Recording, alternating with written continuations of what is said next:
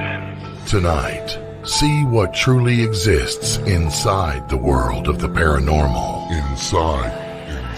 Join the discussion and review some of the best paranormal evidence captures from a wide variety of experienced and up-and-coming investigators. See and hear what they capture, where they captured it, and how they captured it. Right now on Entity Voices Paranormal Evidence.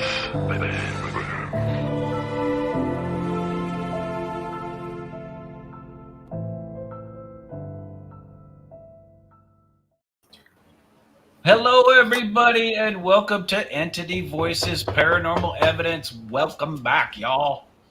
Welcome. We're back. We are back. Back, baby. We're back. How's everybody? Not too shabby. Not too shabby. We're good. We can address the white elephant right out of the gate. Lourdes is sitting this one out because she's got her little granddaughter who just appeared on camera pre-show, and she's leaving to go back to Florida tomorrow. So good luck getting Grandma away from that situation. Yeah, agree. Don't blame her. Bring the baby again. No. Bring the baby. I don't know where the baby is. I think the baby's upstairs getting a diaper change.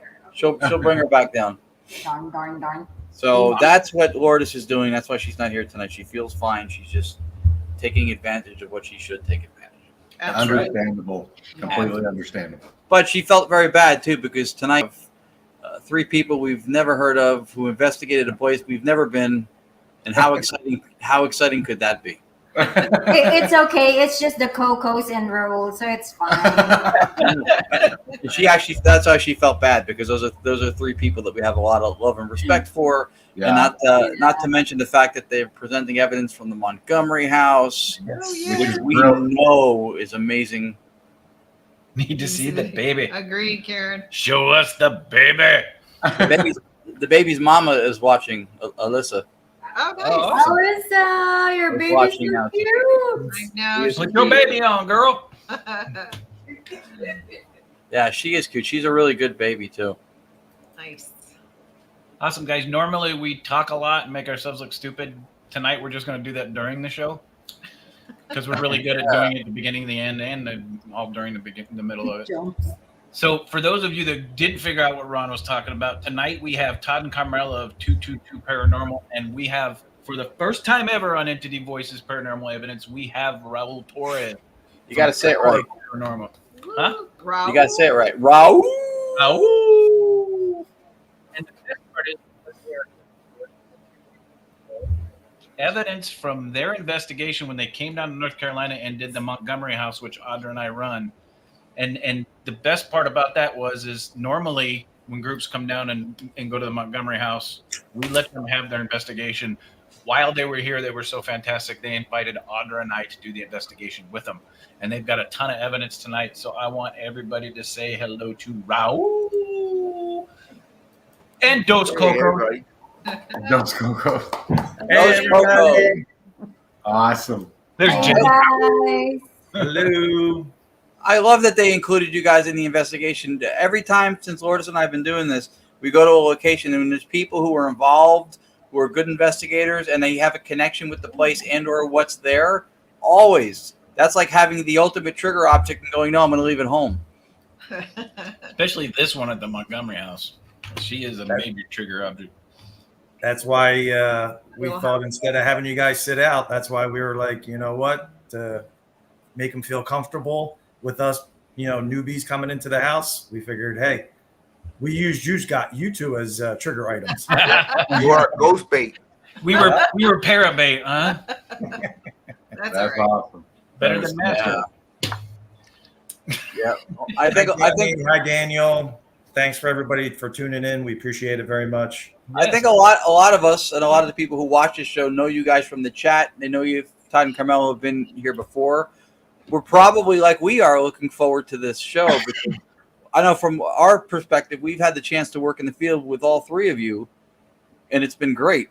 So now you guys collectively going down to a place that we know is an amazing location, and then Chris assuring us that the evidence coming through tonight is fantastic. This is good. Yeah, exciting stuff. Yeah, we appreciate it, and very. When Raul and Carmella and I, we were talking about it, and then I think we were on the show, and we, like Chris was mentioned that, hey, getting ready to open up for the season. We're like, all right, what's the first date available? And we're like, all right, we're going. Exactly. Awesome. And you guys have all met Todd and Carmella before because they've been on the show, but Raul, this is his first time on the show. So first time you're a guest, Raul, we always have to ask you, tell our audience what got you hooked on the paranormal. Drugs. I mean, no. So, I've always been interested in the paranormal. I've grown up Hispanic, of course. You always see different things that happen with family members around you and stories, and you experience some of them. Everything from people that all of a sudden communicate to a dead grandmother, and she's giving facts that nobody else knows to each person. Things like that. It was always been interesting growing up. And then I always had an interest towards, got hooked with the book Communion by Willie Stryber, got hooked into reading about Bigfoot, and then got hooked into paranormal and ghosts. So I was always that kid in the library that was always in the paranormal section, whatever little section they had, reading all those books. So I definitely, for years, I always read about it, wanted to get involved in it. And then about 12 years ago, my wife got tired of me and told me to find a hobby. So I said, I'll start doing paranormal investigating then. I always want to do it. And she goes, you should do it. It's something you've always been interested in. And I used to always go to places, but never got into buying the equipment and stuff. And then 12 years ago, I decided, let me start investing into it and actually doing some paranormal investigating. And I first started going with different teams to see their environment, ended up forming my own team. And then later on, I just ended up finding the right places and people that made it more enjoyable, and it got me hooked. Now I try to go almost every other weekend somewhere because of it. Nice. Oh, that's Nice. cool. Yeah. Before Team Coco, really quickly, can I have my new co-host? Entity Voices. A lot of people don't know Lourdes is being replaced. We found somebody who we think is going to increase the ratings dramatically. Oh, You're so cute. This is Janelle, aka Eyes and Cheeks. What's up, Eyes and Cheeks? What are you doing? Oh my goodness. Oh, that hair. So adorable. So precious. Yay, yay, yay. Yeah, now she has to go off camera because there's laws against that, I think. Thank you. he is Thanks cute. for sharing. Thank you, Lourdes. Thank you. Thank you. Alyssa's here to you. I think everybody in the audience is saying thank you also because they love that. Anyway, fine. All right. Well, that was sweet. All right, Todd and Carmella, give us a really quick refresher of how you guys got into it. We've been together since high school. We met junior year in high school, where our birthdays are one day apart. You were a junior. I was a senior. She was a senior. I was a junior. I stayed back in first grade. And basically, we did a lot of traveling, vacations and stuff. And when we would do vacations, we would always do like the haunted ghost history tours and stuff like that. And never did really formal investigations. And like Raul's wife, said, go find a hobby. We got older. Our boys. I didn't tell you that. Our boys got older. And they said, hey, mom and dad, go get a hobby. So we, basically we had the opportunity to find some down the street, a local historic place, and started doing some investigations. And this has led us to meeting all you great people, and Raul and Ron and Lourdes and Tony and Cherie and Chris and Audra. And, it's been a great experience. And we, like I said in our bio, we're fortunate to be in such a great central location to so many historic and locations to investigate. Fantastic. Amazing hobby and also expensive hobby. Very. I don't think we have anything booked this month. We don't. June kind of just June, calm. because then we got 3 in July. Wow. Yeah. Good Lord. Yeah. Yeah. Okay. It's good to balance it out. We've had no breaks in May at all. I think the upcoming weekend we have, we might even have something on Friday, but Right. Where were you last weekend? Last weekend we were at the UFO and cryptid conference in Connecticut, in Trumbull, Connecticut, held at the Marriott. It was really nice. Nicholas Robert Grossman ran it, really nicely run. They had vendors out in the hall areas and separate rooms, and then in the main room was a big ballroom, and they had vending tables going around the room like an L, like a U, and they stopped at the stage. He had a big stage with a podium and all these seats facing the stage. So every presenter had people sitting down for the lectures facing the stage. Oh, wow. And we went opposite Ronnie LeBlanc after him Saturday, and I went before him because Ortis didn't come that day for the same reason. I went before him on Sunday, and it was fantastic. I was lecturing on Sunday, and I look off to the stage during an evidence clip, and I see John Zaff is pointing, which is funny. But yeah, that's where we were. It was really nicely done. That's awesome. That's awesome. So I'm going to get us rolling because we've got a lot of great evidence from the Montgomery House. A lot of ground to cover. You know me, I send everything under the sun at you, Chris. And I apologize. I did not get a chance to get to that video to see if we caught those footsteps, but your recording was pretty awesome. So I added that in there too. Gotcha. But we are going to start with, hey, Ash. So we're going to start with a video that Raul sent in to us, and it's so damn big. What's up, Giuseppe?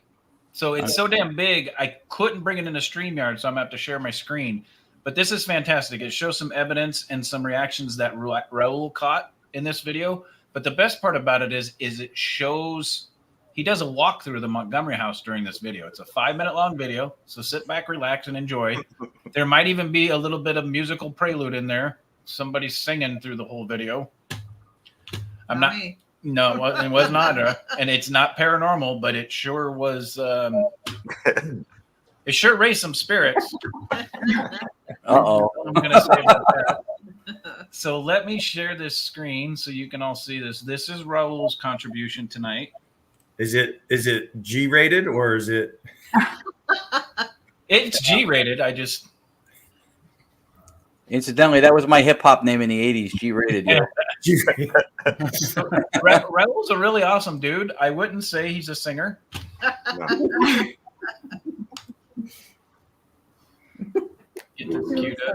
And should we mute our microphones during this since it's a share screen? Yes. Okay. Mute. Yeah. We don't want to talk through it. All right. And here we go. Great. Now you're ringing the bell upstairs. Nobody's upstairs. If I go upstairs, you'll probably be gone.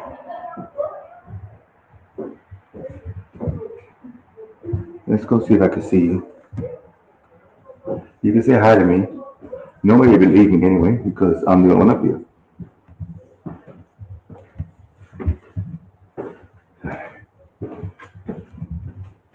Mr. Bojangles. That's by me. Mr. Bojangles. Hello. My name's Raul. What's yours?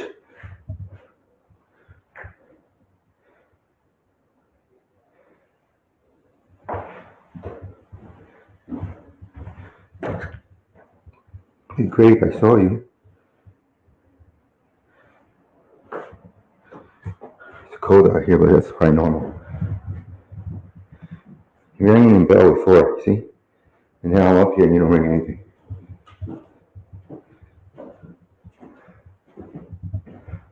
Hello. Anybody here? Yes? Who's here? Is it Sarah? Ring the bell with Sarah. Is it somebody who's not Sarah? Ring the bell. Is there anybody here? Yeah, just a ring, just a ring. All right.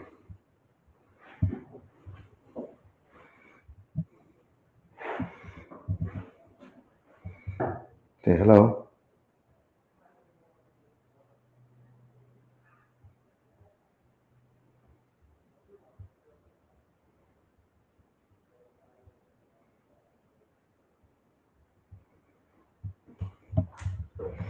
Mr. Bojangles.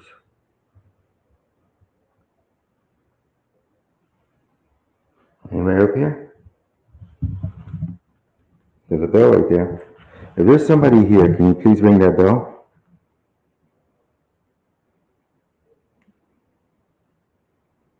Can you please ring that bell, please?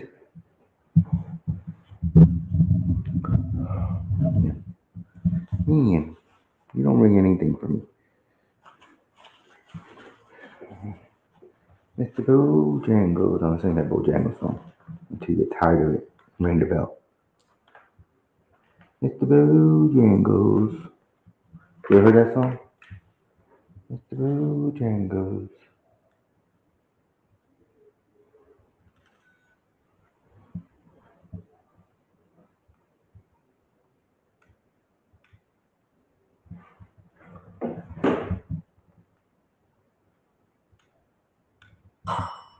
Oh, now you ring the bell. But then you run. Stop running. Ring the bell while I'm looking at you. I hear a step. Doesn't mean anything. It could be a creaking house.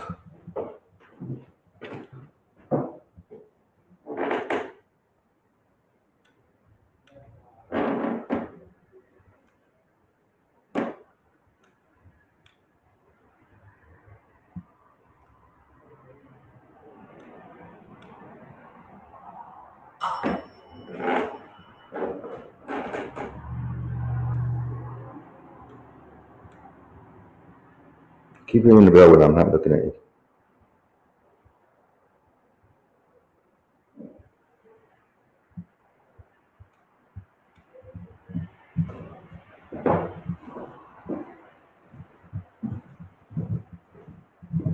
Anybody in here?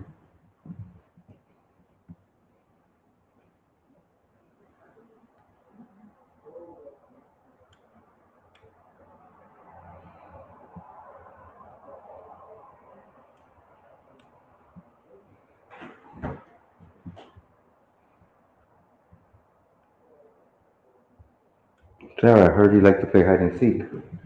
Well, you're good at it. I'm not gonna ever see you. Going down the stairs. And I give up. I think I'm gonna call it a day soon. Day, a minute, whatever you want to call it.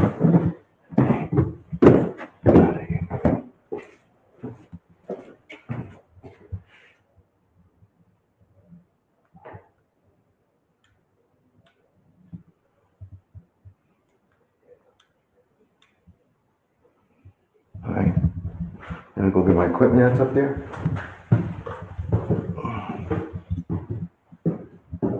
Put that down. Because you're not doing anything around.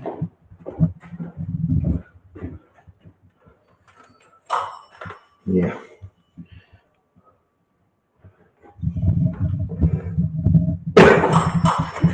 Yes. Now you're in the bell twice. You don't pay attention otherwise. Alright. I'm going downstairs. What? Now you want to talk to me? I've given up already. You wait until I gave up.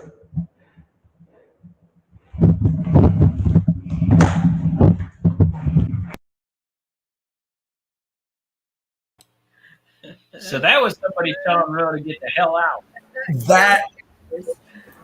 That's wild because we were, Raul was like, oh, I didn't get that much. He really, when we were talking to him, when we came back on evidence review, we were like, he's like, I really didn't get that much. I'm like, but I didn't know the spirits were playing hide and seek with you as much as they did.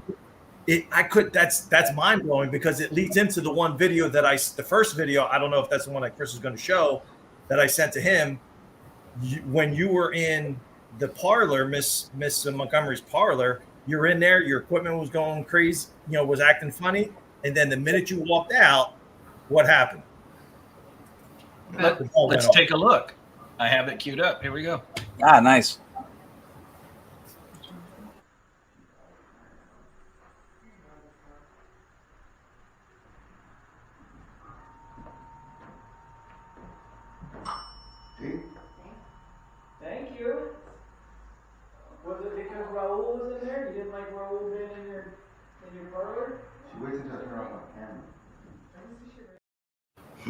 That's wild. That's wild. That plays into the whole theme of they were like playing with you, like hide and seek or whatever.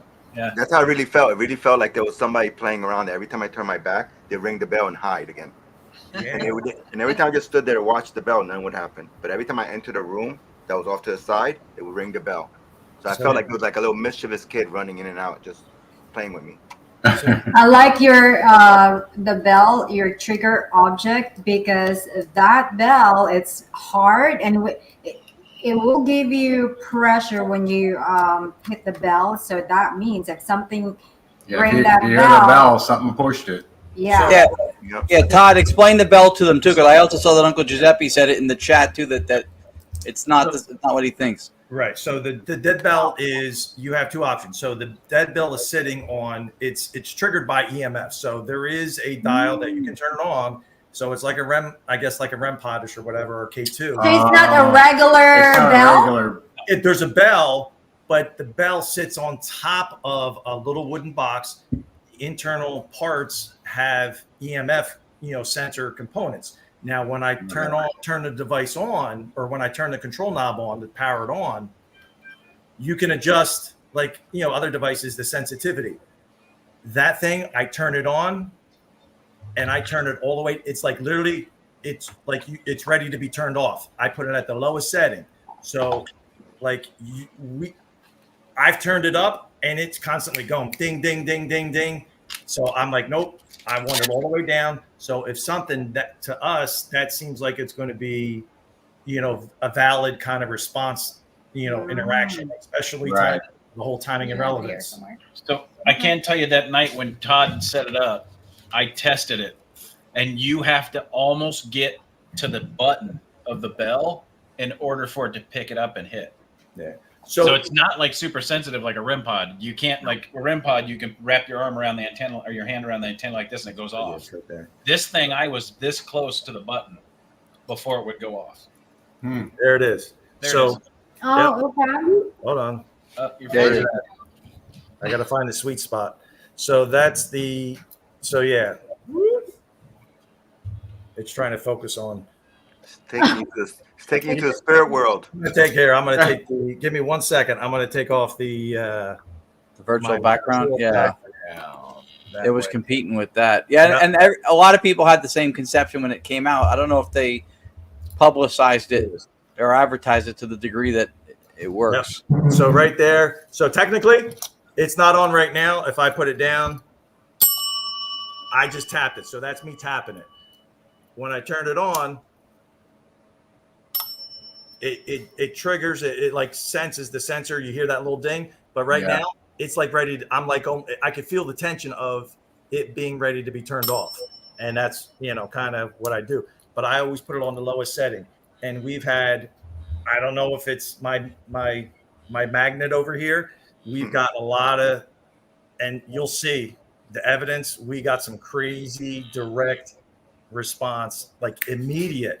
So I almost want to send this to Tony, and I was just thinking about this, to buy one and send it to you, to have you look at it. Because honestly, if there's something in the device that is going to, we want it to be as truthful and valid response and interactions as possible.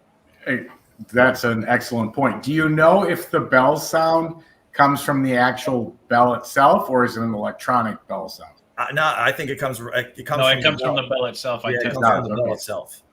Okay. So, and that's at Penhurst Paracon, I Ghost Stop, who I purchased. We purchased from, who puts it out. The vendor was actually right next to Ron and Lourdes where they were at, and I was talking to them, and they were good. So the first bell we had gotten, we used it for the first time, and we had an experience like it rapid fired like 20 sometimes in a row. Wow. And then it actually burned out. Like something happened. So we don't know if it was the wiring components or if it was just, hey, whatever activated it or triggered it or interacted with the bell fried it. Yeah, They possible. were very good. Sent it back to them. They sent one right back to us, and we've had nothing but great results with it. So yeah, you guys have had a lot of circumstances in different locations like we had with Rich Michella at the PH Steakhouse. That bell has been magic for you guys. It really has. Yeah. And I almost had the because I know you sent us the Team Coco with the dead bell and a picture of us and stuff. I did the promo, so we appreciate that. I almost used that as our background, but I just felt a little creepy having myself kind of looking in the background behind me, so I didn't use that as. So, but yeah, we've had a lot of good responses with it. And I can tell you guys that night he had at the Montgomery House, and you can ask everybody in here except the three of you guys up top. I played with that thing. It is the bell that makes the noise. It's not a bell sound coming out of the box. It is the bell that actually rings. And I even timed it to see if the chimes were a certain amount of time, and it just happened to was a coincidence with our questions, and it wasn't. The dinging from the bell, the stuff that you'll see tonight that Todd and Carmella sent in that we were all involved in, it was timing and relevance, and it was intelligence. I did everything I could to debunk that thing. And you saw in the video where it was like waiting for me to go into a room and then it'll ring the bell. And then when it saw that, I said to it, I'm leaving. I'm about to go. I'm not coming back. Then it started like tapping the bell like crazy. Like that was that's wild that it did, and I didn't realize that you had that much interaction with the bell when you were kind of leaving the rooms and stuff. So that just blew my mind when we were watching that video. Those people who sell that thing should be paying the three of you guys, because if that happens once, you could chalk it up to coincidence. Somebody could say, well, it just happened. But the amount of times you three had it happen is beyond coincidence and more than your money's worth. Yep. Mm-hmm. Yeah, that's true. All right. I want to make sure. Yes, you do, Ash. You do. It's a great location, man. Anybody that I'll plug it now. I know we're going to plug it at the end of the show, but listen, we want to get back down there as quickly as possible to kind of experience it and do a follow up and stuff. And Chris and Audrey were great hosts, and Yep, I would definitely want to go back for sure. Loved having you guys. You guys are welcome anytime. We have a video of Audra in the parlor. So for everybody watching, this is Mrs. Montgomery. This is the Montgomery House. This was her parlor. This is where she entertained. This is where she spends most of her time. She's always in there. We always get responses from her in there. Audra, she loves Audra to death. She'll chew Audra's ass. She'll say hi to Audra. So this video ties in with some pictures that you took from the video so we can show you guys. Yep. So this is Audra in the parlor, and this is an orb. And we've got stills to show you guys too. So let's watch that video. Here we go. I guess I should say.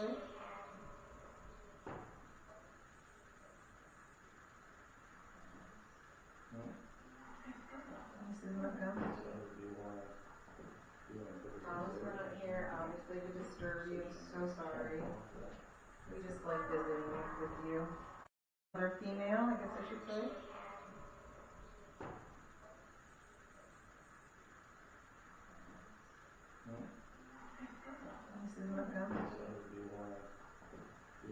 Alice, we're not here, obviously, to disturb you. I'm so sorry.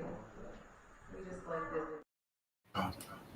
Wow, I'm not really an orb kind of person, but holy crap. Right? Yeah. And when I seen it, and I didn't want to say anything, and I'm trying to remember if I sent it in the group chat to you to see it beforehand, but when you backed up and I seen that when we were doing a review, I was like, Carmella, I said, holy crap. I said, you got to come and look at this. I'm like, Audra has no idea. Like, that Miss Montgomery just kind of, it's an anomaly. We can talk during these. Let me show you the still shots. So that has a light source to it. Yep. It's almost like an image inside of it. Yeah. And if you look, like if you zoom in, I know it's hard, I don't know if you're able to zoom in. So on that left-hand side, it's kind of illuminated just on the left, kind of in the between the 10 and 11 o'clock position. It's illuminated up on that left-hand corner. There you go. Yeah, there you go. Like 9, 10 o'clock. So I try, if that's dust, great. Somebody explain that to me. But that thing is away from the camera. It's not close. It's a perfect sphere. And it's not a light source. I mean, it's or circle. Are you using? Sorry. Yeah, go ahead, baby. Let me ask a few questions first. The camera being used, is it full spectrum? Is that what's producing the purplish hue? Yes. Okay. Is there any external light on the camera?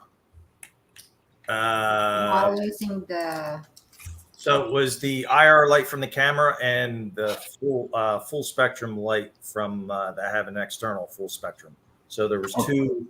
You know, there's like a small one on the camera, but then I had a larger one that's mounted to the camera. Right. Yep. I know exactly what you're talking about. Any mirrors, picture frames, glass in her? Yes, but they're about 6 foot off the ground. Yeah. Yeah. Higher up. The windows. That's it. Right. But the only rational explanation, I mean, I'm looking at it and it doesn't look like lens flare, but that would be the only thing I could think of from a rational explanation. So here you go. Yeah, play the video one more time. I just want to see where the camera's pointed when it shows up. Yeah. Here we go. Male, I guess I should say.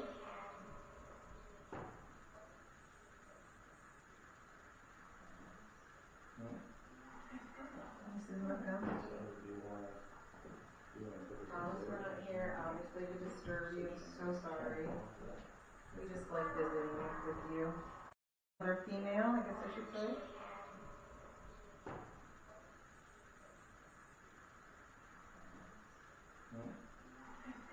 This is Montgomery. Thomas, we're not here, obviously, to disturb you. I'm so sorry. We just like visiting. Who's operating the camera? So Nobody. nobody. So the initial portion before you kind of see me kind of scroll back, that camera's stationary. It's on a table or something, whatever's in the parlor, it's actually stationary. It's on a table, on a tripod, it's not moving.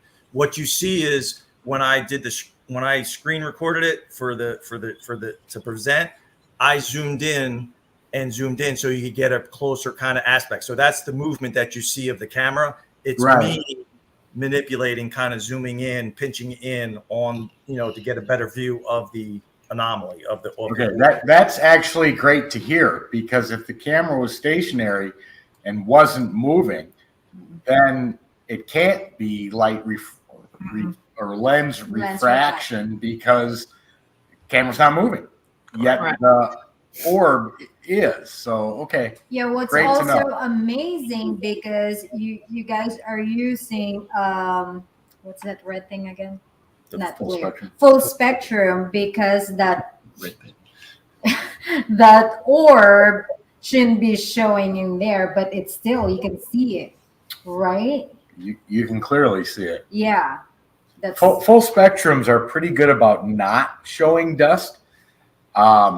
They can, but they're much better at not showing dust than a regular camera with a regular flash or external light. Full spectrum is a little softer on, and that's a, I don't, that's well, and to add to that, Tony, that if you look with the direction the camera's pointing, the only thing that would have had glass on it but does not, because it's a hand-painted picture, is the picture in the center at the top above the mantle. Yeah, and I can tell that there is no glass there, because you would see a streak on the glass and then you'd see the reflection on the camera, and there's nothing there. So I agree there's with nothing that could reflect light back to cause lens flare.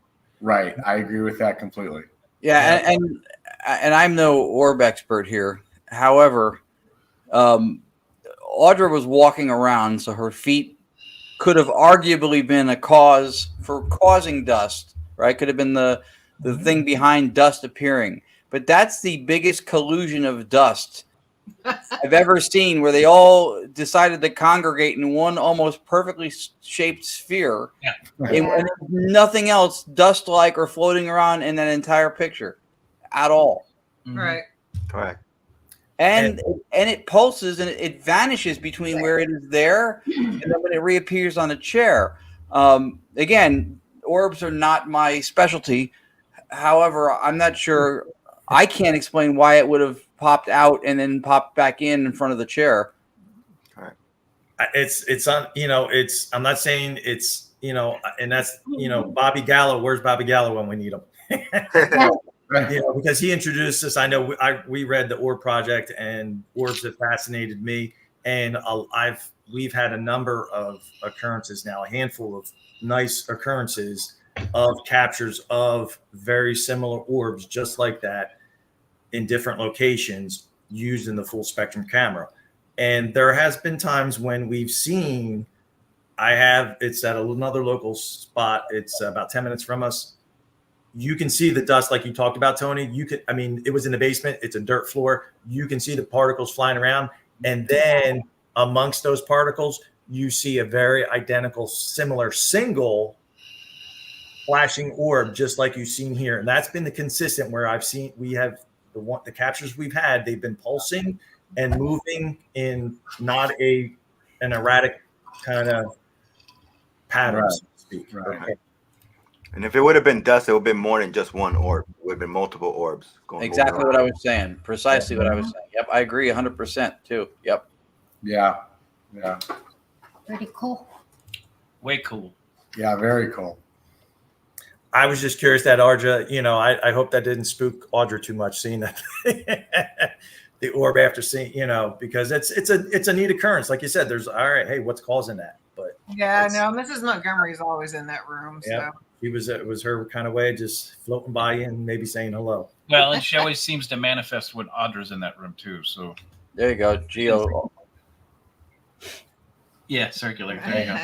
I shouldn't say manifest. We've never physically seen her manifest.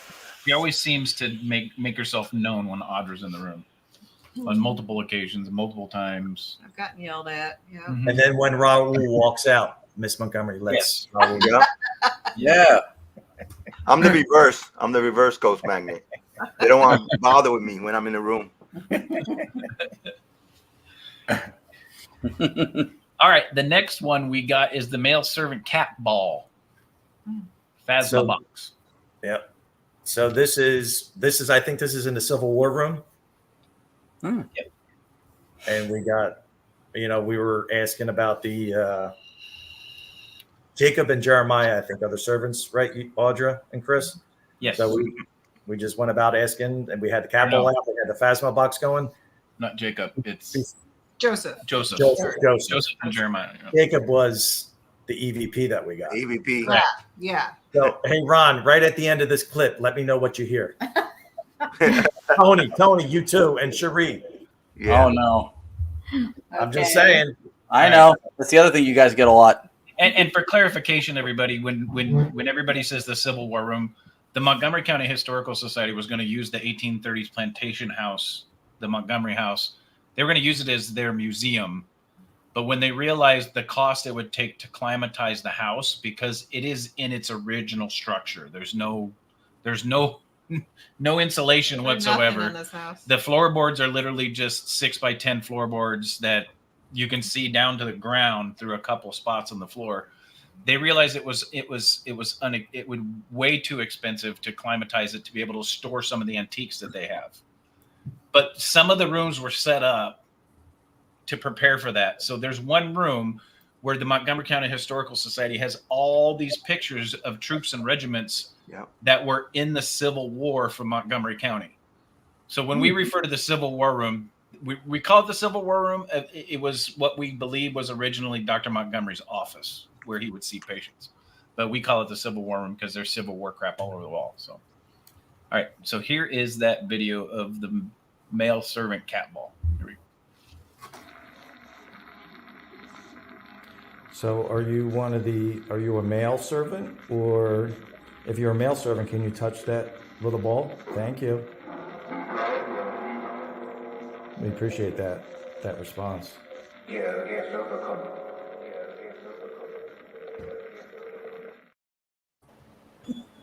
sounded like Staticom. Right? Yeah, I heard Staticom. Ding, ding, ding, yeah. It's not the first. Can you play that again? Yeah. Yeah. It sounded like Staticom with an accent. Hang on. They get Staticom all the time. They get Staticom like we get Rathman. All right. Here we go. Here he goes.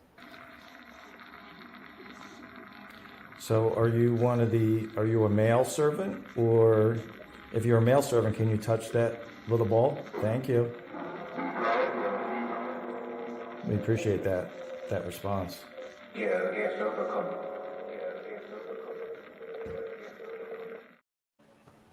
So it actually says what we think it says.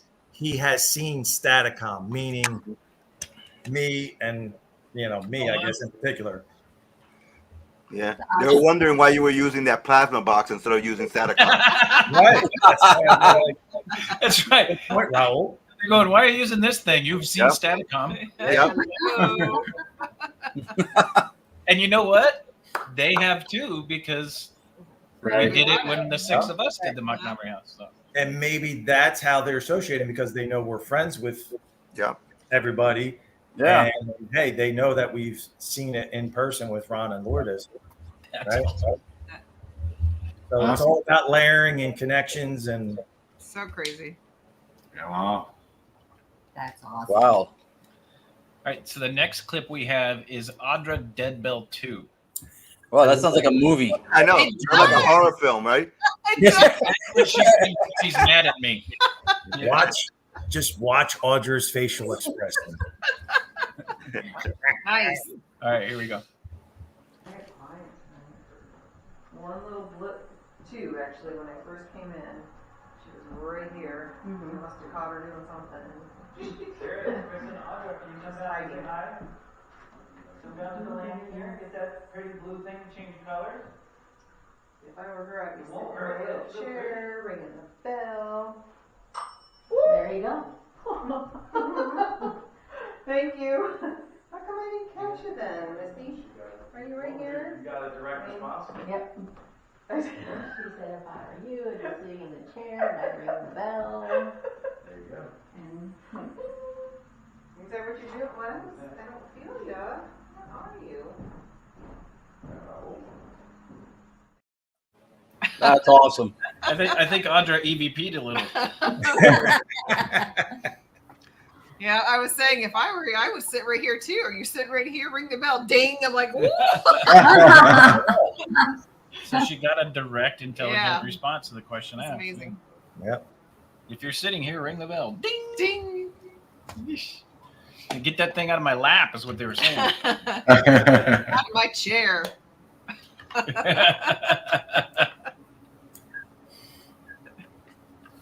Yeah, That's wow. awesome. Yeah, Audra the jump scares. She does not like. I don't watch No, scary. and I loved it when I saw it, because I didn't know, because you can hear Chris and I think Raul, we may have been in the other room doing, you could hear us talking to, doing a Q&A kind of in the other room. So we didn't know. And then when we reviewed, I'm like, oh my God, how precious was Audra's facial expression when she's like, "Woo!" That was awesome. Yeah. Well, at least we're not screaming. I'm good. Right. No dude run. No dude run. Just a little ooh.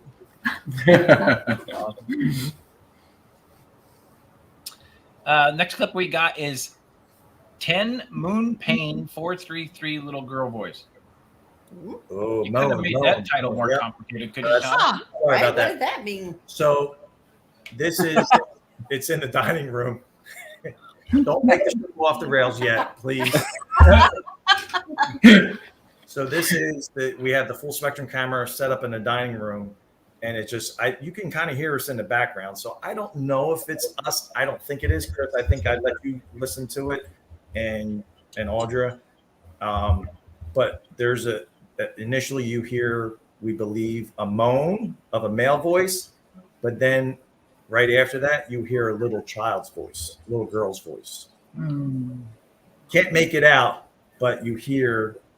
So if you have your speakers, turn them up, because it is a little bit, I don't know how it comes across. On StreamYard, it might be down a little bit. Yeah. All right, so here we go.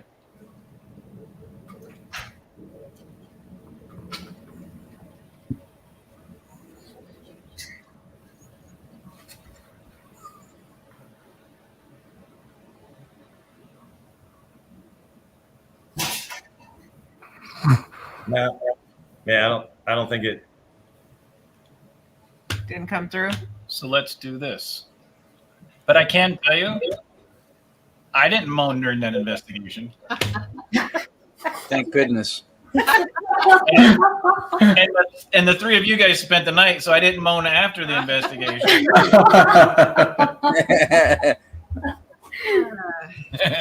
I got her to shake her head once a show at least. All right, so let me share the screen. The Monchichi. The Monchichi corner. That's right. That's the same corner. Right, and that's why I had the camera there, Ash, because I was trying to get the little figure to see if we could get the figure in that from the picture from their evidence popping over the table. So that was the thought process why I had the camera facing that direction. That corner is a very popular corner. We've had the BPIT caught the Civil War soldier. They caught the little Monchichi thing. Now you're catching moans. All right, so here we go again. Everybody mute your cameras because we'll be able to talk through this. Right on. The cameras or your microphones?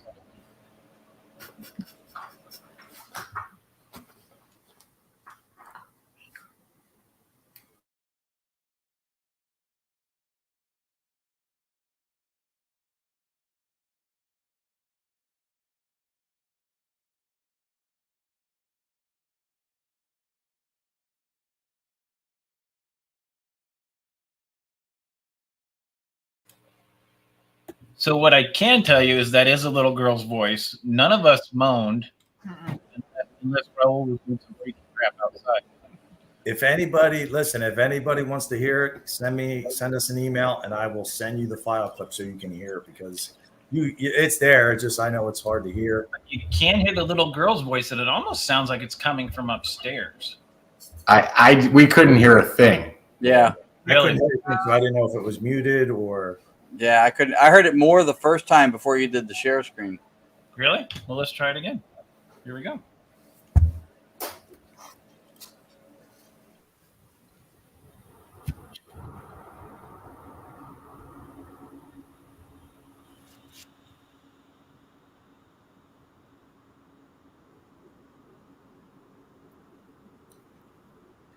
No, nothing. I didn't hear it that time either. Yeah. It's weird. I'll send you. Anybody wants it? Like I'll send you the clip or whatever, so you can listen to it because it's there. I mean, it's like I said, but I know it's way back in the back and the camera's just there. We've had that happen a lot too. So. Yeah. What's amazing is we didn't catch that little girl's voice on any of the audio stuff. Mm. Right. So you're catching the little girl's voice on the camera downstairs in what is the courtroom, where Sarah spends most of her time upstairs. I don't think she's ever come downstairs. Right. Just on the landing. Just on the I landing. saw her on the landing, but she only went halfway down. Yeah. All right. So the next one we got is Chris and Todd Deadpell Footsteps. Yeah. Raul said something, but he was muted. So I don't know if he realizes he's still muted. We couldn't hear you. I was saying, how do you send that email? I can't send an email asking for the moan little girl sound. You send an email, you get arrested. And you're done in the figure. Just put little girl's voice, not the moan part. Yeah. Yeah. And next time you need a secure password online, let Todd come up with it. 10 420 Roger Hike 42 6. Read it again, Raul. So, what is the next one? What were you? All right, Chris and Todd Deadpell Footsteps. So, this is good. We're the dead bell is upstairs. We're all downstairs. And I'm just going to say Chris may or may not drop the F-bomb in this. That never happens. Yeah. That's weird. All right, here we go. Go ahead and ding it twice for us. Let's hear you ding it twice. Show us it's really you up there making that noise. There was footsteps up there? Yeah. I hope we get it on audio on the cameras. That was loud. Yeah. I heard you walking. Can you ring that bell again for us? So where were the footsteps like right there? It sounded like it was like right here. Right here somewhere, right? Yeah. Raul, where are you at? Okay.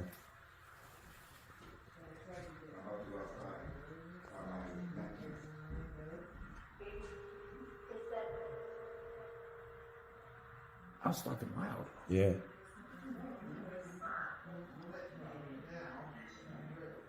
Walk over to that bell again. There you go. And that's, I mean, you're not even done asking the question, Right. and it's. There you go. You're getting It's a not response. consistent enough to be just haphazard. Right. Yeah. You don't want us in there anymore. You're like, I want. Wow. Yeah. Just before the bell rings the first time, you hear the footsteps. It's hard to hear. Just regular. I had to put it on my big W2K speaker and crank it up, and then you literally hear thump, thump, thump, like 3 footsteps. Right. And just so everybody knows, Todd and I were at the base of the stairs. Raul was in the doorway going to the exterior of the house over in the kitchen area. And Carmella and Audra were in the parlor. And these footsteps are coming from above us. And Todd actually isolated the footsteps and an audio and sent it. This is it right here. Twice for us. Let's hear you ding it twice. Show us it's really you up there making that noise.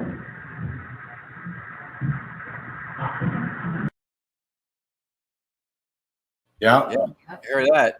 That was great. That's as loud as we heard it in the moment.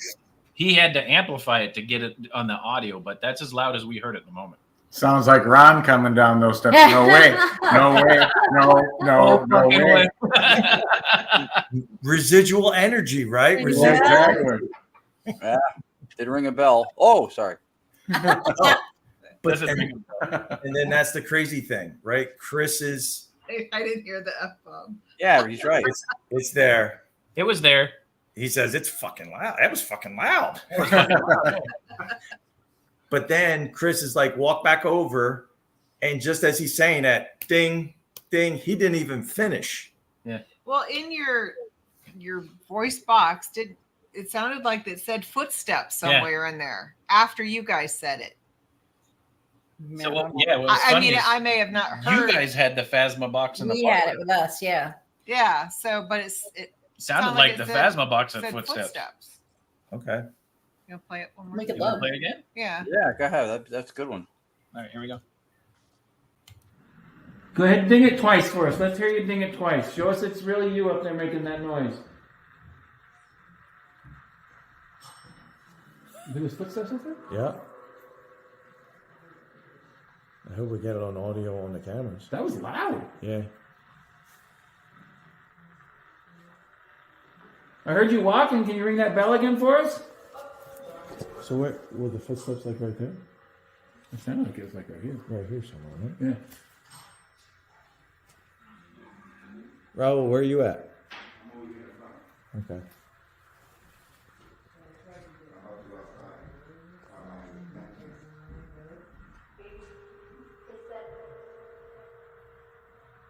That was fucking loud. Yeah.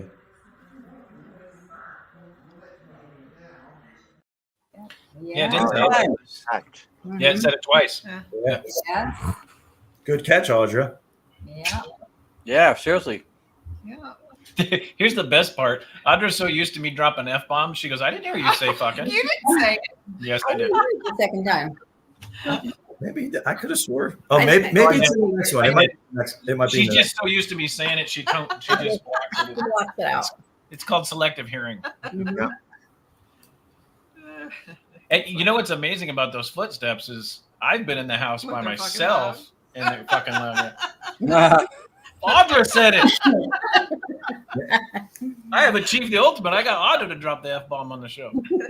Alice in Wonderland.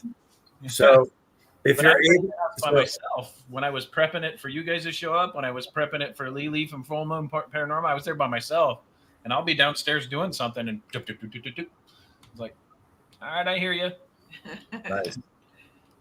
And if So- you listen to the original video that I did, the first one, you heard me say at one point, I said, I hear footsteps, but that could be the house creaking. I said out loud.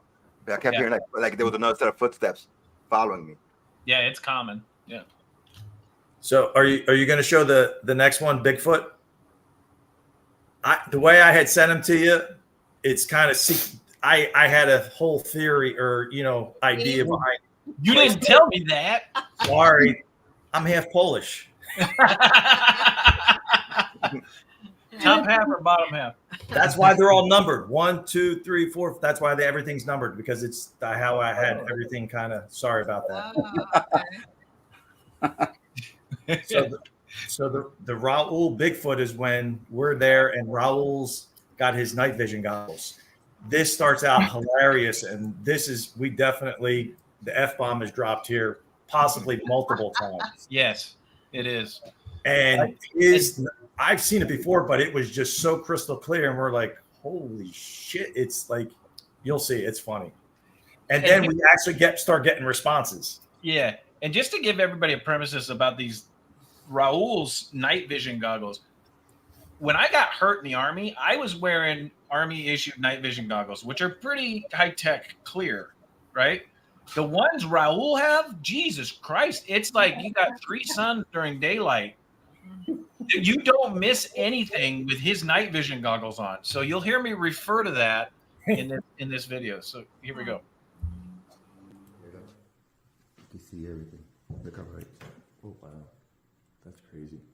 Holy cow, man. That's crystal clear. Oh, Lord. What is that? That's the night vision. It's like perfectly clear. Yeah. That's so crazy. I was using this to try to find Bigfoot. I was gonna say, I was just getting ready to ask you, did you find Bigfoot outside? I tell you what, you see from that thing, it's gonna scare the fuck out of me. I was just getting ready to say that. You're gonna shit yourself. I'm not afraid of much. That'd make me piss myself if I saw him on that. Especially like you're looking, and then all of a sudden he comes along. Getting closer. Oh, there she is again. What? Are we bothering you, Sarah? Sorry. Yeah. Oh, okay. You say it's getting the lady. Is that Sarah? Or is that Mrs. Montgomery getting pissed? Is it time for bed? Oh, there's your Wow, look at that. And that pegged and held red. That's crazy. So, Mrs. Montgomery, are you telling us that you're going to bed and we shouldn't be up here? Is that you telling us that? Light that up again. All the way. Like you did last time. Can you make it go all the way to red, please? If you want us to go, Yep. if you want us to go to let you go to night, we can. Oops. All right. That's crazy. Look at that. Yeah, I'm getting nothing over here. So. And the bell. Wow, look at that. Now, do you want to take this one and I'll take that one and see what happens? Yeah.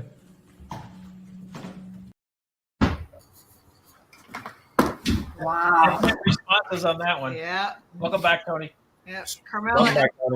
Thank you. Did you wash your hands? Of course. Okay. Of course. Shake it for twice. Those goggles were so damn clear. And I'm thinking turning in, we're having a good time joking around and stuff. And the next thing you know, we're starting to get K2 responses like crazy. And the dead zone. Yeah, that's You're muted. But just imagine, Raul, listen, and I was Raul joking. is muted again. There you go. Yeah. Think of Charlie Brown and the Great Pumpkin Patch. So I'm laughing. The reason why I started laughing because, we're like, if you see Bigfoot, I'm thinking, imagine if you have these night vision goggles on and he pops up like this in front of you. You're going to shit yourself. I tell you, those night vision goggles were insane. I can't see that well in broad daylight. That's so cool. Wow. Raul, did you have those at the Brinkerhoff thing we did in New York State? Yeah, but I didn't get to use them. I brought them with me. I had them in the car. Okay. But next time I'll show you. I'll make the room look like if someone lit the light on and turn on the light. Yeah. Well, and for everybody watching too, that first video that we showed of Raul walking through the house, that is exactly what the house looks like in daylight. He had his IR camera on. He was actually walking through pitch black. Yeah. It was pitch black up there. I was walking totally in the dark, relying on the camera. If that camera would have lost power, I would have been left in the dark. And we'd have left him up there. Yep. All right. So now we're going to go back a little bit. Now that I know they were numbered for a reason, we're going to go back to number 3. You sure? Or do you want to do number 9 first? We can. Because 9 ties. Sorry, I don't want to run. I'm not trying to run the show. Oh, no, you're good. The only reason is because 9 ties into at the end Carmella's, because Audra had her K2 going. Right. He wasn't getting anything. Mm-mm. So then you hear Carmella at the end. What do you say? I'm a silent partner. I don't say anything. What, when you wanted to switch? You switch, yeah. You Oh, switch, we yeah. did that at Switch. the end of there. though. Yeah, at the end of the video, and then Right. that's what it leads into this video. Okay. And for all the men out there watching, we know for a fact that women aren't the silent partners. I'm the silent partner here, believe me. 100%. This might be the one exception, Yeah. Chris. Yeah. He's the girl and I'm the guy in the relationship. Yes, Oh, same here. Yeah, same. I'm the one wearing pants. He is wearing the skirt. See? Same thing. What? It's true. What? I can tell you right now, if Tony was wearing a skirt, we never would have been doing dark investigations with him. Yeah. Not gonna have it. Not even in Scotland. I'm not wearing it. Nope. That's right. Yeah, we can be. There you go. Wear a kilt, Yeah, wear a But kilt. that does make that cock story a whole lot more sense. Yeah, huh? He can't wear it for legal reasons. All right. So here's that video. Here we go. Damn it, where'd it go? There it is. Did you go to sleep? I'll be curious. Yeah, come stand next to her, Yeah. Audra. Let's see what happens. All right. Did you like this one better? A little bit. There you go. What? Maybe. That's so wild. That's you like this crazy. one better? Okay. It's a pretty purple one. Yeah. See? That is cool. You like the purple one? I don't blame you. Mine's kind If of you not like, as fun. if you like the purple color, can you make it go to red, please? Light it all the way up. I know it takes a lot of energy, but you can do it, please. Or just touch it. Touch it will make it light all the way up. Yeah. You're almost there. Keep Good going. job. Oh, that's crazy. Right? And then it wasn't doing anything until she walked right over here. And yet that one won't do it. So I don't Yeah. know. Is ours broke? I don't. Or is this that one super It's sensitive? sensitive, but who? So Very cool. So RK2 is black, and I'm sure I'm going to get corrected by the women, but Carmella's K2 is a purplish pink color. It's pretty. Yeah. They were responding on Carmella's, but they wouldn't respond on the black one. It was weird. Downstairs they did okay, but Yeah, upstairs.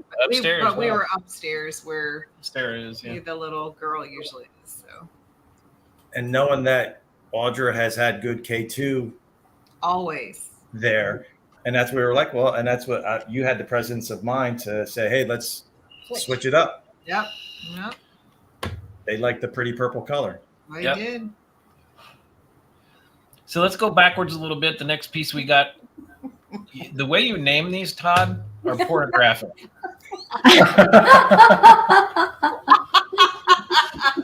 So this one is titled Oregon Italian Man Cat Ball. What? Oh boy. So most people watching would hear that title and think it referred to Ron Yacovetti on a Friday night after a few drinks. And if you would have done it in order, it would have been Moan Little Girl, Oregon Italian Man. Right? You guys laugh, but Raul's right. If I would have done it in order, that's what it would have been. Oh my Lord. Off the rails we go. And Carmella's going, see, that's why I'm the silent partner. That's right. That's why Mr. Seminary calls her chameleon. That's right. I just So, blend in. Roger. Spirit's trying to ring Audra's bell. No. Now working. Yeah, Roger joins in right as we start talking about Italian organs. Perfect timing, Roger. Perfect timing. So for everybody watching, let's make this G-rated. There is an organ in the Civil War room, an old electronic playing device, right? Like a piano.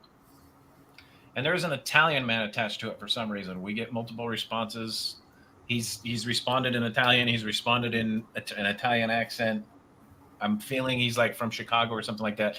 That organ was brought in. It was donated to the Historical Society, and they only brought it in like in the last year and a half. Mm-hmm.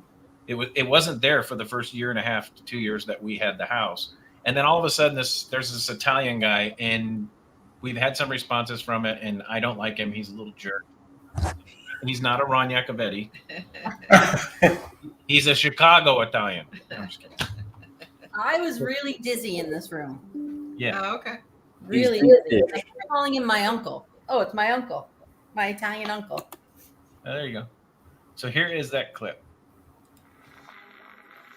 Thinking my mind, I'm asking if my Italian uncle's in here. Ooh, I wasn't thinking that. That's what I was asking. Yeah. So there's an organ over there. We can't see it right now. So there's that organ right there. So that is believed to have an Italian gentleman attached to it. Is that you that's now making that light go off also? So if it's the Italian gentleman, thank you. I'm alone. Thank you for touching that. Angel? Yeah, I mean, I started to ask her if it was the Italian gentleman that was going to be attached to the organ. Is that a dancer? Thank you.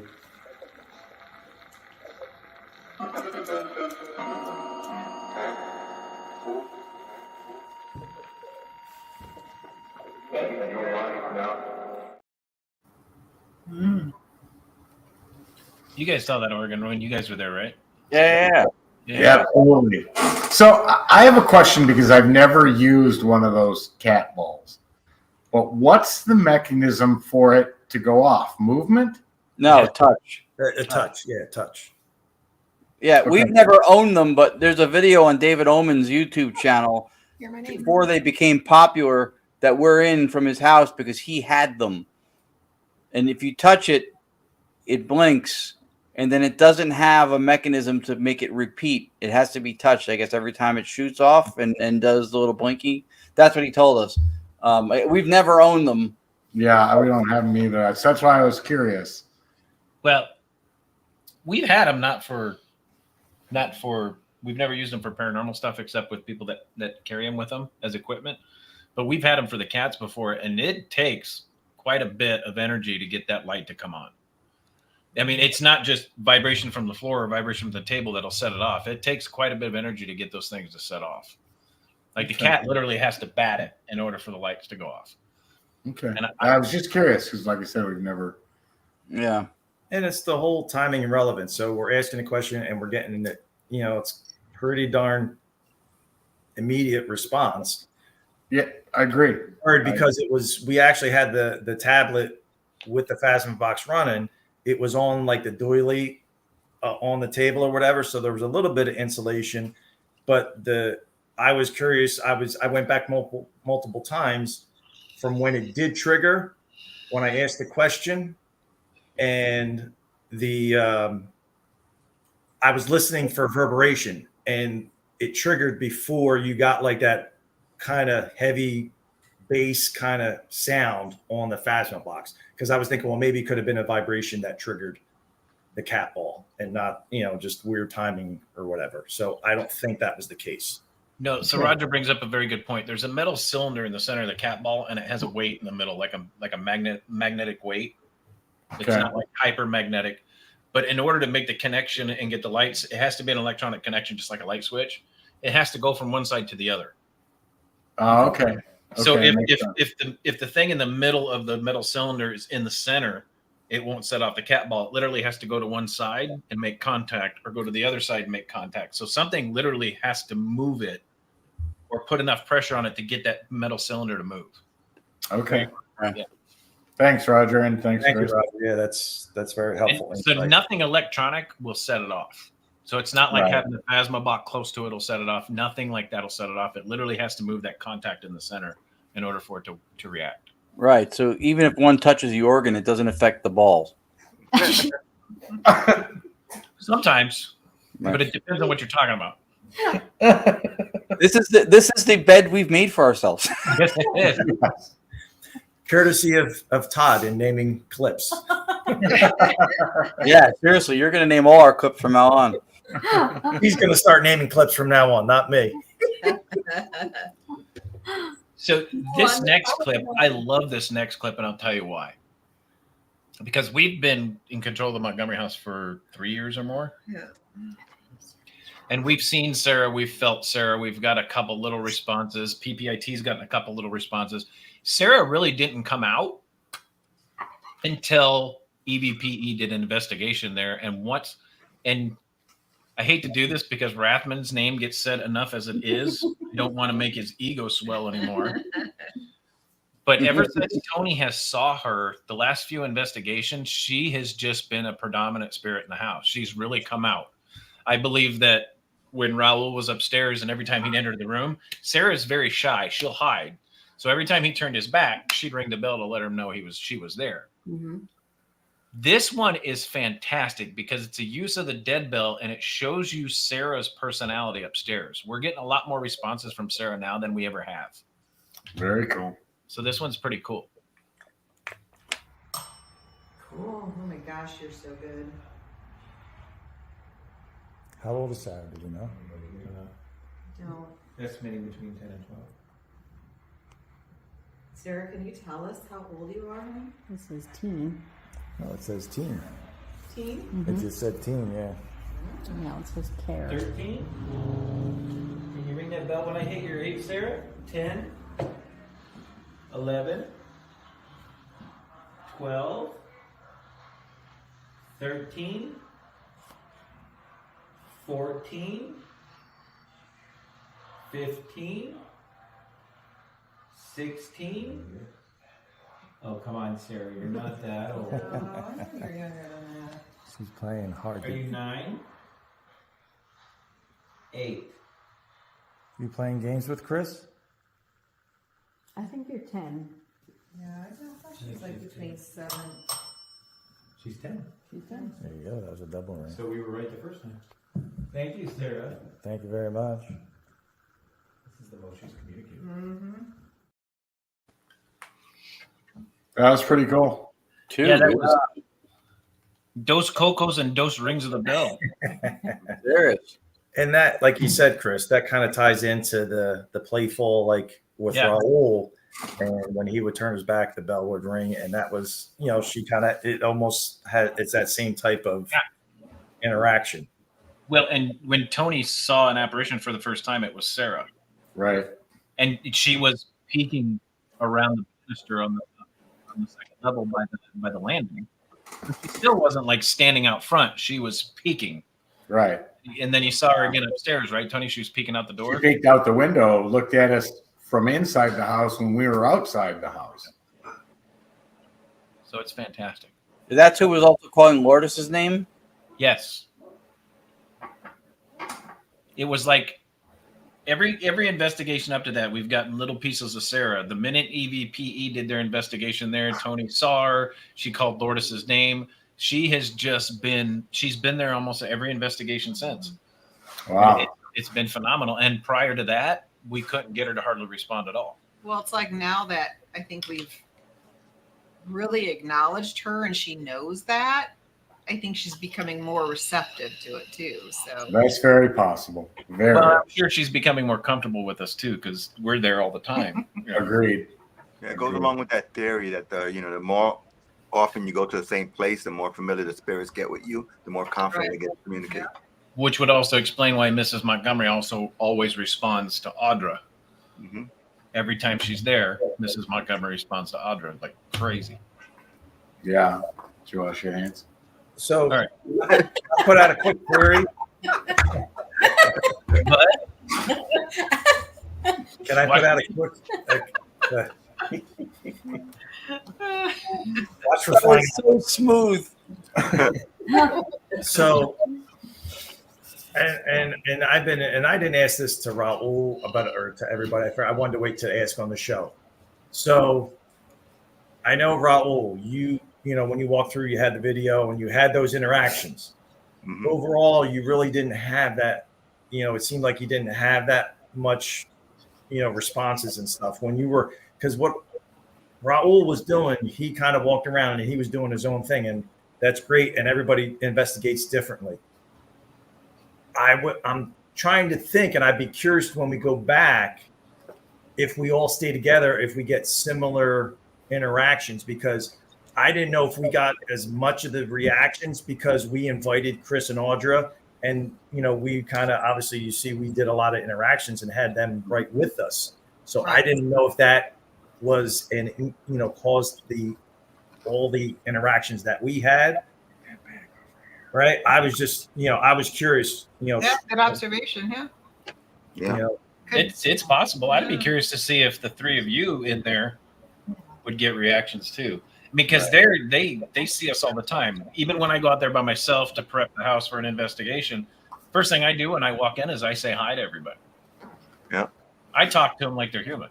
It's just the way we've always been. You hear this in the investigations. You hear. We believe that theory about energy. The more people together, the more energy the spirit has to take from, so they could do more interaction. So when I'm walking by myself, it doesn't really have much energy. I don't have much energy at that point, so it doesn't have much energy to take away from me. So that could be another thing. That's another reason why we felt also by you guys coming in and investigating with us, if we see a familiar face, it'll be more likely to show up. See, when it sees a familiar face and just us three just walking around, we're strangers, and if Sarah is shy, she's gonna hide more. But when she sees people like Audrey or Chris, she feels like, okay, that's family. We could come out and interact. That's true. Because we literally every time we're there, even if we're not investigating, we talk to them the whole time we're there.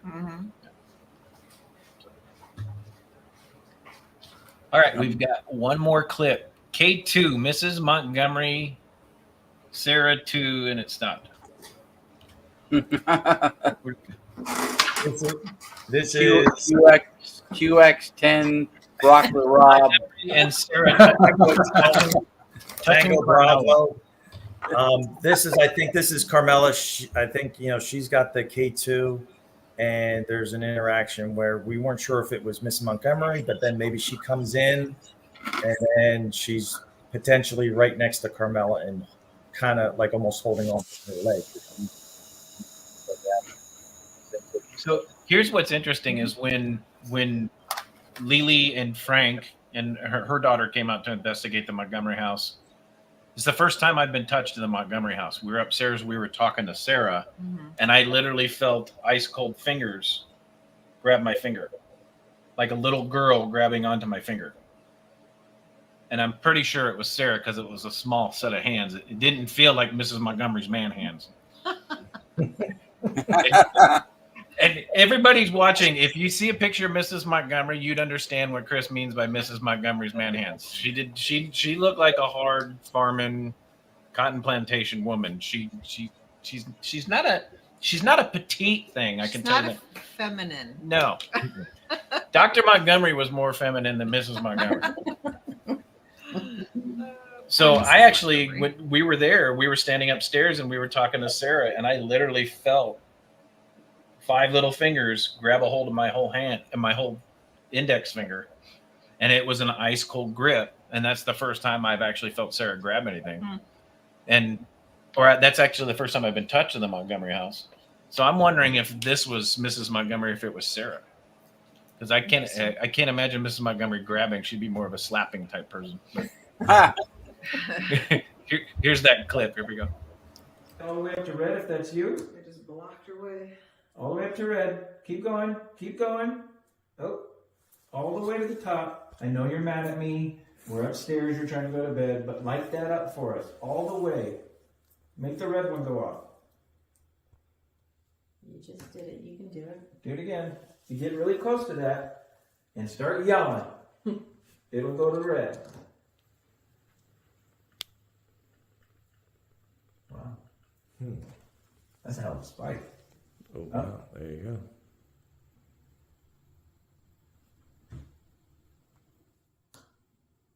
Now go back down.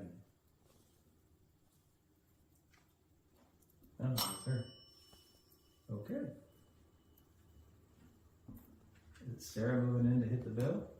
Yeah? Is that you, Sarah? Yeah? Can you light that all the way up? That thing in Carmella's hand, can you light that up? Make all those pretty lights light up. There you go. There you go. Does she ever touch your leg? I've been touched? hugged on up here, but I don't know who it's from. There she Well, is. there you go. She like holding on to your leg? Wow. Is that you, Sarah, by Carmella's leg right there? Light that up again if that's you. Make those pretty lights flash.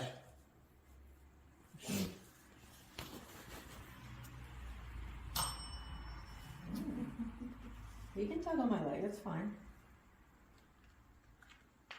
That's awesome. You can hang on to it. That's awesome.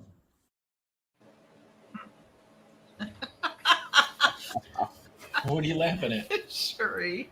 Why? I'm sorry. I always tell you got to keep an eye because we always eat. Like when we play videos, because we haven't, I just got home from work and we don't. So we're always munching while we're on the show. And that's what Audra was laughing about because as soon as it stopped and the screen shows again, She's got a huge chicharron in her. I won't fit in my mouth.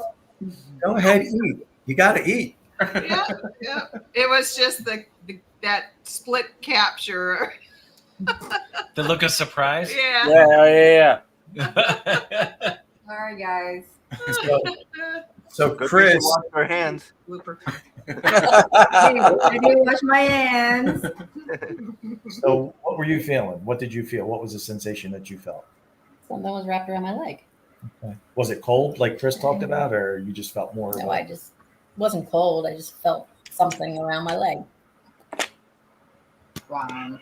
That was a great clip, though. I mean, talk about timing and relevance of responses. That was And then Chris, like I didn't think to ask, none of us, but Chris had the presence of a mind to ask, hey, is that Sarah coming in? Was it Miss Montgomery? Or is it Sarah? And then you get the direct response. right. That was cool.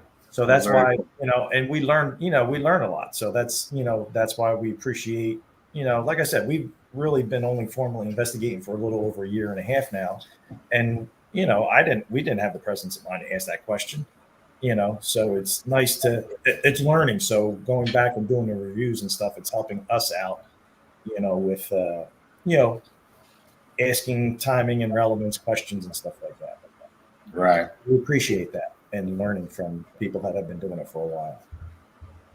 We still learn all the Yeah. time. So So to answer Paul's question, Paul, no, normally we have never felt anything negative or dark at the Montgomery House. So that's why we're pretty sure that Sarah is a 10-year-old little girl. And she was only, before we even talked to the Historical Society about investigating the Montgomery House, they did have an investigator come in, and he's got a 15-minute clip on YouTube. And I'm going to be quite frank, the guy's a dipshit. And the only thing that he did say was that they saw a little girl in the window. We didn't pick her up for the first maybe year. Mm-hmm. We didn't pick her up when we were in the house at all. And then all of a sudden it's like, whoa, are you getting a little girl upstairs? All of a sudden we started picking her up, and she's come out more and more and more and more. And normally when we go into a situation where there's something negative or angry or pissed off, I get a sick feeling in my stomach, and I have never gotten that in the Montgomery House at all. Yep. Never. I get the same thing. Like whenever I enter somewhere that's negative, I start feeling like something in the pit of my stomach, like I want to throw up or something. In this house, you felt like there was somebody watching you, but you never felt negativity. You always felt like you weren't alone. I can tell you, for such a small house, I mean, for an 1830s house, this is actually a mansion. Right. But for a regular size house nowadays, it's probably 1,800 to 2,000 square feet. Yeah. But back then, that was a mansion. There's a fireplace in every room. There's a closet, stairs in every room except the one. Yeah. Which back in the 1800s they didn't have. And this house is literally still sitting on the same foundation it was in 1830. They didn't have that type of stuff back there unless you had money. Yeah. And never, ever, ever have we felt anything negative. We've had some pretty nasty responses out of nowhere. Right. But and then PPIT caught that little Monchichi looking thing peeking over the table in the I think that was a baby Bigfoot from the mountains right there. That's right. Could be. Could be. And for everybody watching, the Montgomery House and everybody you're seeing on the screen have been there and know it. It sits out in the middle of nowhere. Yeah. It's at the base of the Uwharrie Mountains. There's woods behind it. The closest house is half mile easy away. And then there's a church about a quarter mile down the road. It's way out in the middle of nowhere. Yeah. There is a highway that leads to Mount Gilead that can be pretty active. Depends on what night you're there. Yeah, there you go. Everett's been there probably 7, 8 times. You're right. Yeah. PPIT's been there quite a bit. I never felt anything negative there at all. Now, in the woods outside, we've had a couple experiences where we felt some negativity, but it was only like one time, and it's weird. Wolves started howling, which we had never heard, and it eventually stopped and went away, but not inside the house, no. So I don't believe that Sarah is something negative trying to convince us, or we would have figured it out by now, as often as we've been there. And, yeah. I mean, we've been running it now for 3.5 years. Yeah. Yeah. So, hey, Chris, do you have the EVPs? I do. I didn't know if you were going to share them or not. I can. It's going to have to be a screen share because they're wave files. They have an interesting title. So we caught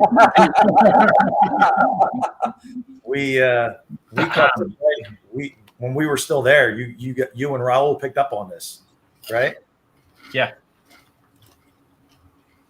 It's interesting. Every time we have a new group in the house, something new or somebody new shows up. But you got to also remember, this was the courthouse for 2 to 8 years in Montgomery County because their courthouse burnt down. This was also the only doctor within a 75 to 80 mile radius. Wow. Back in the time where, I mean, you're talking horse and buggy. Right. Right? So between the Revolutionary and the Civil Wars when this house was built. So here are those clips. So everybody mute your mics because everybody's going to be able to hear you. Here we go. Here's the first one. Second one is slowed down. Here we go. What was his name? Jeremiah. Jeremiah, was it you? Or Joseph. Or Joseph?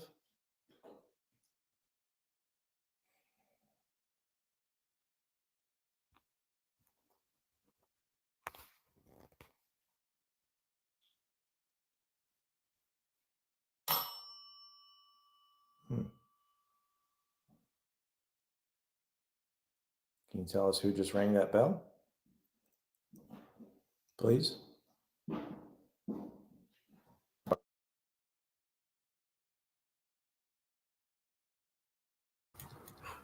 For everybody watching, right at the tail end, right before the recording stops, here it is slowed down. What was his name? Jeremiah. Jeremiah, was it you? Or Joseph?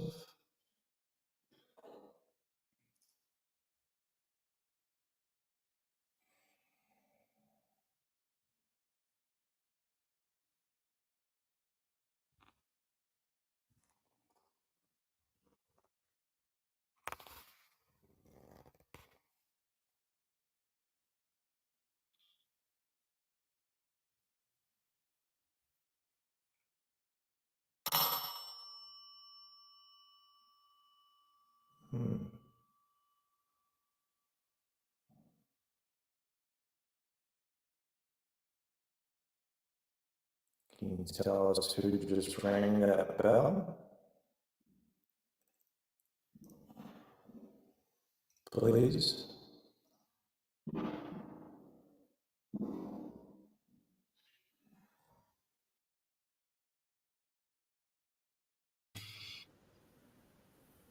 All right. Everybody hear that? Yeah. At the very last second. I don't hear anything now. You didn't hear it? That bell is unstoppable. Yeah, that's really cool. And it sounded like one of Ron's clips in the beginning. I was going to say, I was impersonation, sounding drunk, slowed at 50% speed. Right.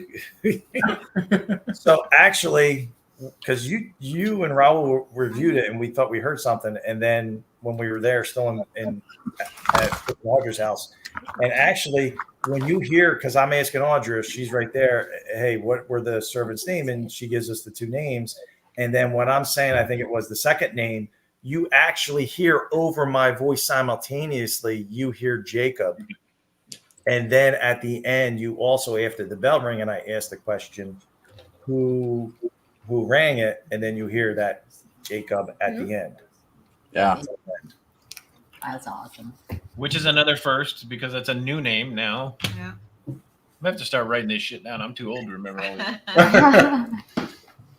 You should, because if anybody else comes and gets something comparable or gets, the same name or the same context or statements or something. Yeah. You start picking up trends. So another very successful investigation at the Montgomery House. Yep. Yeah, that's cool. I really wish more people would come down to investigate the house. I mean, I've said it before. I'll say it again, and then I'll let the three of you guys give your opinions on the house. Because I'm biased, of course, because we run it. All the money goes to the Montgomery County Historical Society to support the Montgomery House. We don't keep a penny of it. I go in and I spray 3 times a year for bugs out of my own pocket. Anytime there's anything that's fixed, I grab my tools, I go out there, I fix siding, I fix stairs, I fix doors. Audra and I go out there and sweep and clean it every chance we get because it's not bug tight. Let's just put it that way. Because 1830s, y'all, it's literally been sitting in the same spot since 1830.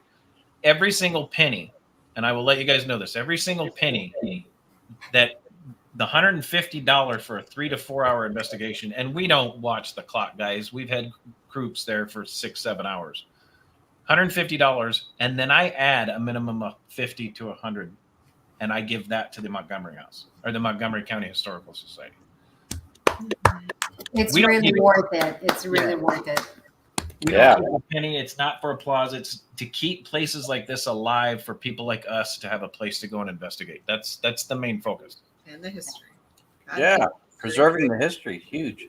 And I'm gonna put Raul on the spot. The three of these guys, unmute your. Yeah. So I want to put Raul on the spot because I want everybody to know what type of person Raul is.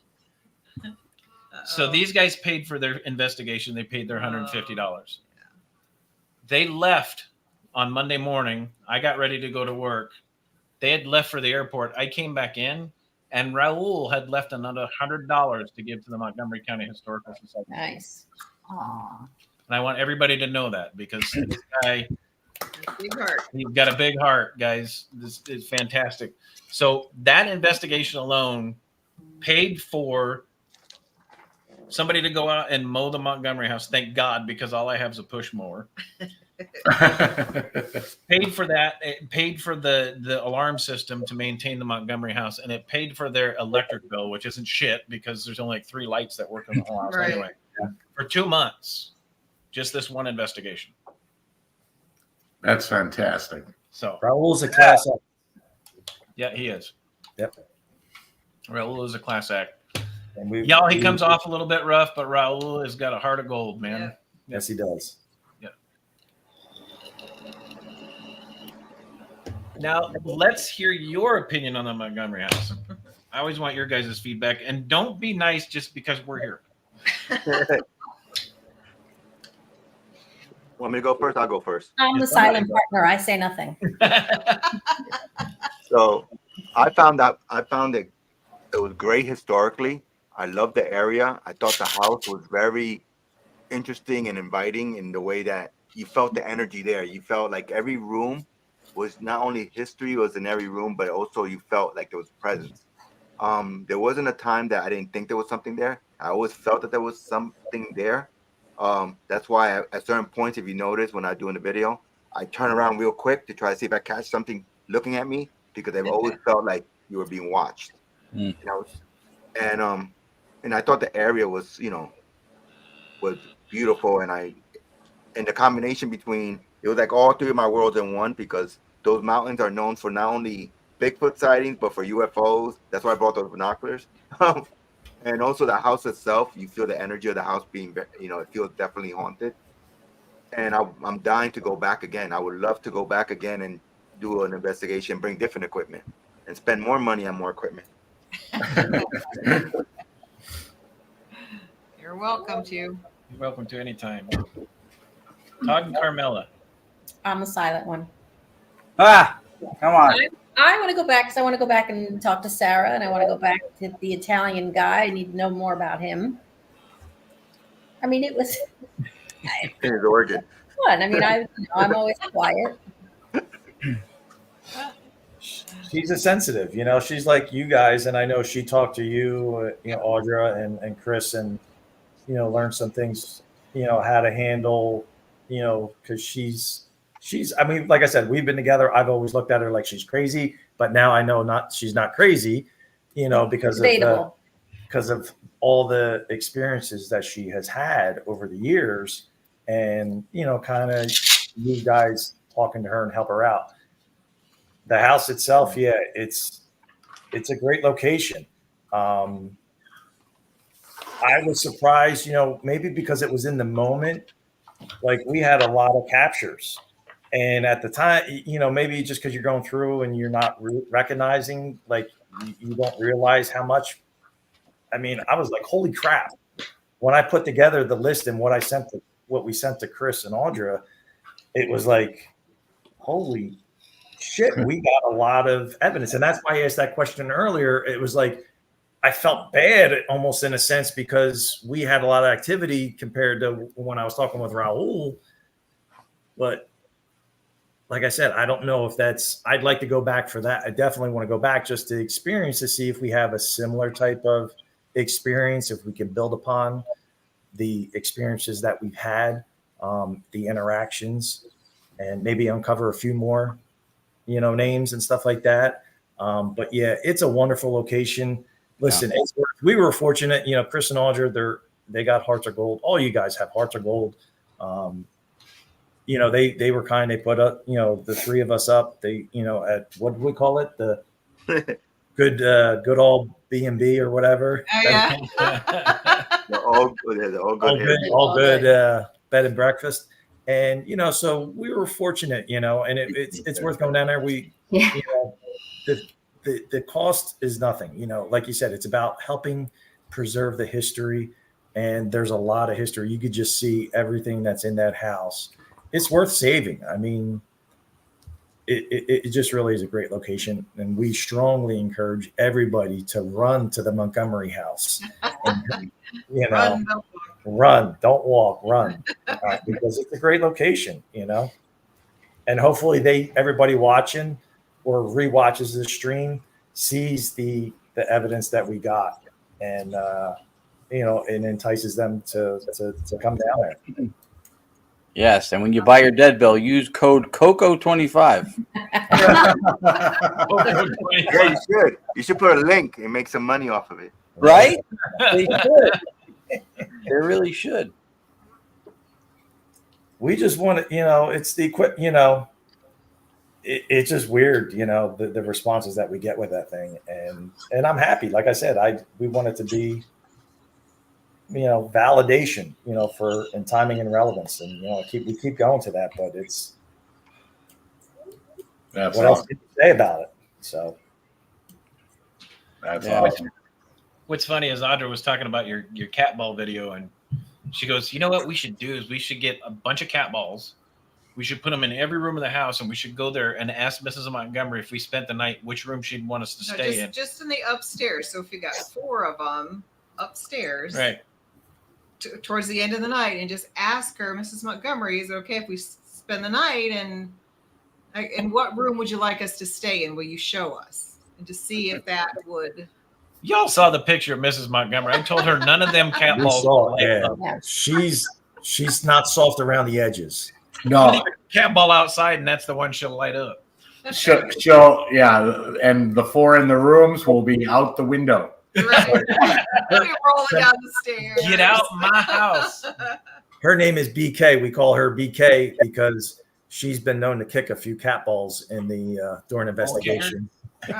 My ball kicker. Ball kicker. She's a ball those obscure names of stuff. Ball kicker, moaning little girl. Yeah. Italian organ man. The Italian organ Did man. I miss my calling? Maybe I should go into naming movies. Yeah. When you said you were BK, I was thinking about Burger King. Yeah. That's funny. That was awesome. It was awesome having you guys down here. It was fantastic. And thank you for letting us investigate with you guys. It was a great time. It was a lot of fun. Everybody watching, the 3 that you see at the bottom of the screen, of course, the 5 you see up top are pretty cool people too, but the 3 you see at the bottom of the screen are some of the most phenomenal people that we have met in the paranormal community. They're just kind people with great golden hearts, and if some of the best people you've ever met are the 3 down at the bottom. So if you ever get a chance to meet them out in person, take the time to shake their hand, get to know them a little bit. They're great people. And we appreciate that. Yeah, very much. I'm just gonna about you. I'm just not gonna say anything. Hey, no Raul. matter how quiet Carmella is, she's pretty awesome too. Yeah, I'm very quiet. I'm watching everything. She's always watching. That's right. All right. Hey, hey, I know we talked about, so we're going to do we talked about what, the Carolina, Montgomery House, and then what's the other place that Chris and Audrey went to? The USS North Carolina. Oh no, Trivet Clinic. The Trivet Clinic, yeah. So Trivet Clinic, the Montgomery House, and the USS North Carolina. Yeah. Wow. That would be a fun trip. Add one more night to that tour, and you'll get the Rathmans out there. That's right. Four mansion tour. There you go. We need a Seminelli with meat and flatbread. Was Anthony here? I didn't see him. Anthony, we need cannolis. I didn't see him. It can be any bread, Chris, as long as he leaves it underneath all the equipment. For more than 24 hours, it's flatbread. Trust me. That's correct. And so yes, for everybody asking, everybody you see on screen, with the exception of Raul, will be at Gettysburg Battlefield Bash. Raul will be in Seattle. You got a great investigation going up there, right, bud? Yeah. I'll be in Seattle for 2 days, Hotel Sorrento, which is supposed to be a very well-known haunted place. And then I'm going on an Alaska cruise for my birthday. Nice. Cool. Happy Nice. birthday. So cool. And July would be the time to do that. Yep. Yeah. Definitely. That's awesome. Yeah, that is cool. Very Well, cool. it's a bummer we're going to miss you at the bash, but it sounds like you're going to have a great time. But I'll probably show up in August, so I'll probably see you guys maybe in August then. For the paranormal, you guys are doing a paranormal symposium, right, or something? Yeah. So, yep. 19th. Yep. Yeah, we will be there for that. Okay. So we have reached the point in the show for the Cocos and Raul. We call shameless plugs. Where can people find you? What are you up to? What you got coming up? Raul, go first. Okay. I have nothing coming up other than business trips, and I always try to book each business trip in whatever hotel I can find that's haunted or Airbnb. So my next trip's up by Connecticut. So maybe Ron could suggest something. It's actually by Trumbull. So Really? Yeah. So other than that, I have my trip in July, like I said, and I'm hoping in August to do the symposium. So hopefully I'll see everybody then. Awesome. And Cocos? As of right now, we don't have anything planned in June. July, I believe we have the Shanley with Maureen, and there's a group of us going up there. We're going. Yeah. Lourdes and Ron and Lourdes, and then some others. And then the following weekend, I think we're doing with Jenny, Frankie, we're doing the Collins, I believe it is, on July 13th. And then we're doing the Battlefield Bash. And then we'll be in August, we'll be at the symposium also. So that's all. Wow, look at that. Very cool. Very cool. We'll get a double dose of Rathmans. Yes, you will. Yeah. Yes, you will. BYOD, bring your own dead bill. Dead bell, you get a dead bill, you get a dead bill, you get a dead bell. Everyone gets a dead bill. Everybody. And then we are on TikTok at 222PIR. So TikTok, Instagram, and I just created a YouTube. So it's just more for, like I said, just putting a place to kind of post the findings and stuff like that, and share it with people to get their kind of feedback and see what their thoughts are. Fantastic. And to learn. So Fantastic. I think. Wow, what a freeze frame that is! Like, Whoa. Did you see the look on Tony's face? He went and dropped something, and then And it plow. froze. it looked like the end of one of the 70s or early 80s the sitcoms, or like something like the Dukes of Hazzard when they would end it on Oh, yeah. Oh, that's right. That's almost. Or I was going to say, what would you name it? What? What title would you give that? I don't know. Oh, I'm thinking when pounding, when Chris was pounding, and then their I didn't do it this time. green screen. yeah. The green screen collapsed behind them. No. They might blame it on a puppy when they come back. If they come back, you never know. His cocks went limp. Yeah, That's what it was. The cock. That's and right. there's Todd's name for it. There it is. There it is. You could call it the cock block. Ah, there you go. Done. There's your next clip. There's your next clip. All right. So we would ask Ron what he's got coming up, but I think Todd just told everybody. Yeah, he went through the whole gamut of stuff. I'm happy that we're going to get to see you guys on a lot of the stuff that's coming up. For sure at the Gettysburg Bash, and then the three of you will be at the symposium as well, which is really cool. Raul, reach out to me about when you're going to be in Connecticut. Yep. I'm trying to think if there's anything I know off the top of my head, but the guy who runs the cryptid and UFO conference thing I just did, he's up there, and so if there's anything he'll know. I can always put you in touch with him or ask him what he's got. Definitely. Any place to visit or any places I could check out while I'm there would be great. I'll get something from you. I'll talk to him. Yeah, I always take advantage of all my work trips. I always end up going a day early and staying a day late. Yeah, why not?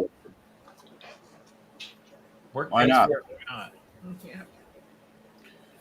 All right, guys. It was an awesome show. We loved having you guys out. Remember, if you guys want to check out the Cocos, you heard where you can find them. Raul's all over the place. You can find him everywhere. Yep. 0 for 9 sure jail. Yeah, make sure you take the time to get out and meet these three people you see below us here. They are fantastic people and great people to be around.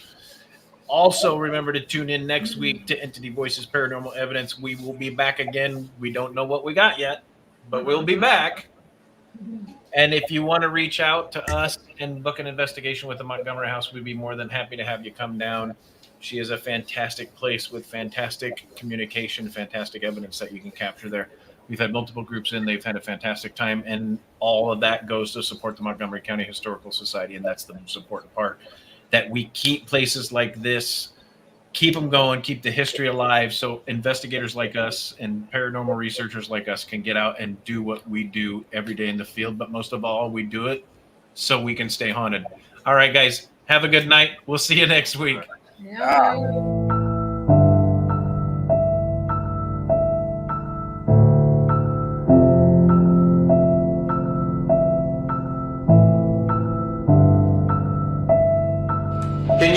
Can you give me a name? What's your name?